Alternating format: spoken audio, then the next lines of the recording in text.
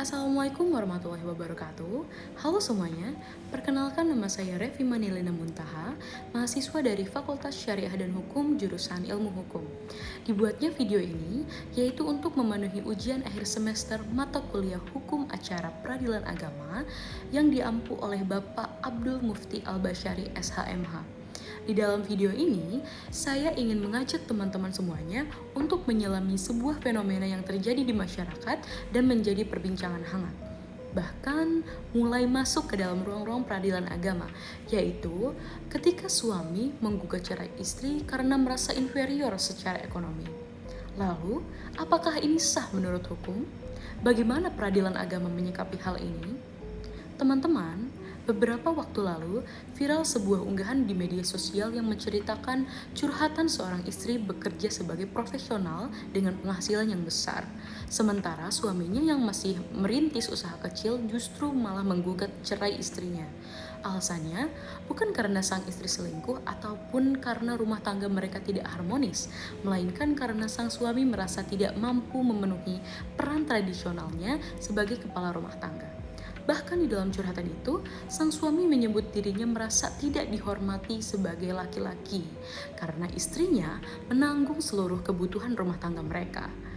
Kasus semacam ini itu nyata teman-teman dan bahkan telah mulai masuk ke dalam praktik perkara perceraian di peradilan agama, terutama di kota-kota besar seperti Bandung maupun Jakarta.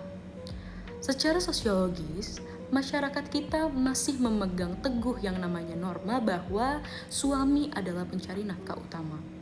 Ketika istri lebih dominan dalam aspek ekonomi, seringkali muncul konflik yang bersumber dari ego, perasaan tidak dihargai, hingga krisis identitas gender. Dari sinilah muncul pertanyaan-pertanyaan. Apakah alasan merasa minder karena kalah secara ekonomi bisa menjadi dasar cerai di pengadilan agama? Lalu, bagaimana posisi istri yang menafkahi rumah tangga dilihat dari perspektif hukum Islam dan hukum nasional? Apakah ini bentuk kegagalan peran atau justru malah ketidakmampuan adaptasi nilai-nilai sosial dalam rumah tangga modern? Teman-teman, di dalam hukum Islam, suami memang dibebani kewajiban memberi nafkah lahir dan batin sebagaimana yang disebutkan dalam Quran Surat Al-Baqarah ayat 233 dan Quran Surat At-Talaq ayat 6 dan 7 serta ditegaskan juga oleh para fuqaha. Namun, tidak ada ayat maupun hadis yang melarang istri bekerja atau memiliki penghasilan yang lebih tinggi, selama memang tidak melalaikan kewajibannya sebagai istri. Di dalam kompilasi Hukum Islam atau KHI, pasal 80 ayat 4, sang suami wajib memberi nafkah kepada istri. Tetapi tidak ada larangan jika istri memberi nafkah karena kondisi tertentu. Di dalam praktik di peradilan agama, pengajuan cerai tetap harus didasarkan pada alasan yang rasional, logis, dan terbukti mengganggu kehidupan rumah tangga mereka, seperti pertengkaran terus-menerus, salah satu pihak merasa tertekan, atau hilangnya keharmonisan di dalam rumah tangga mereka.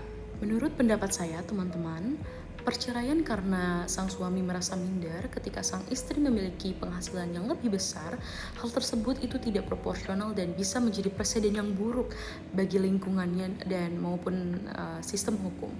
Jika seseorang bisa menggugat cerai hanya karena merasa tidak nyaman dengan kesuksesan pasangannya, maka akan banyak rumah tangga saat ini yang akan berakhir sia-sia. Hal tersebut juga bisa menjadi suatu bentuk ketidakmatangan secara emosional, di mana seseorang tidak mampu beradaptasi dengan kondisi rumah tangga saat ini yang semakin berkembang dan setara secara gender dan maupun peran ekonomi.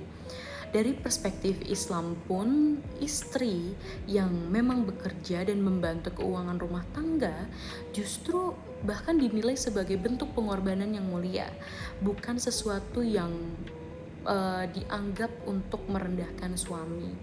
Maka alasan minder dianggap lebih sebagai bentuk ego atau maskulinitas rapuh ataupun fragile masculinity yang tidak bisa dijadikan sebagai dasar hukum perceraian secara ideal.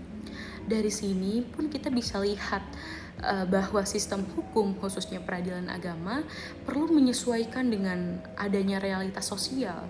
Dan di sini ada pun beberapa solusi yang dapat ditawarkan, yaitu yang pertama antara lain peningkatan layanan mediasi dan konseling pracerai di peradilan agama dengan melibatkan psikolog keluarga ataupun konselor pernikahan untuk mendalami konflik emosional semacam ini. Yang kedua, yaitu edukasi pranikah harus mencakup kesetaraan ekonomi dan peran gender agar pasangan tidak membawa ekspektasi kaku ke dalam rumah tangga mereka. Yang ketiga, yaitu adanya pedoman teknis hakim dalam menilai alasan cerai yang berbasis tekanan psikologis agar tidak semua gugatan semacam ini dikabulkan tanpa pertimbangan yang matang. Dan terakhir, di tingkat masyarakat pun perlu dibangun narasi bahwa harga diri tidak diukur dari siapa yang lebih kaya, tetapi dari kemampuan membangun keluarga bersama secara sehat. Teman-teman, dari uraian tadi kita bisa belajar bahwa dunia rumah tangga di zaman saat ini tidak lagi bisa dilihat dari kacamata lama. Minder karena secara ekonomi kalah seperti itu tidak seharusnya menjadi dasar perceraian. Tetapi jika benar-benar mengganggu kondisi batin dan mental, maka itu bisa menjadi pertimbangan hal tersebut. Kita juga perlu mendorong sistem peradilan yang responsif terhadap perubahan zaman, tetapi juga tetap berlandaskan pada prinsip keadilan dan kesetaraan. Semoga video ini bisa membuka ruang diskusi baru tentang tantangan-tantangan pernikahan kontemporer di mata hukum. Terima kasih teman-teman sudah menyimak. Wassalamualaikum warahmatullahi wabarakatuh.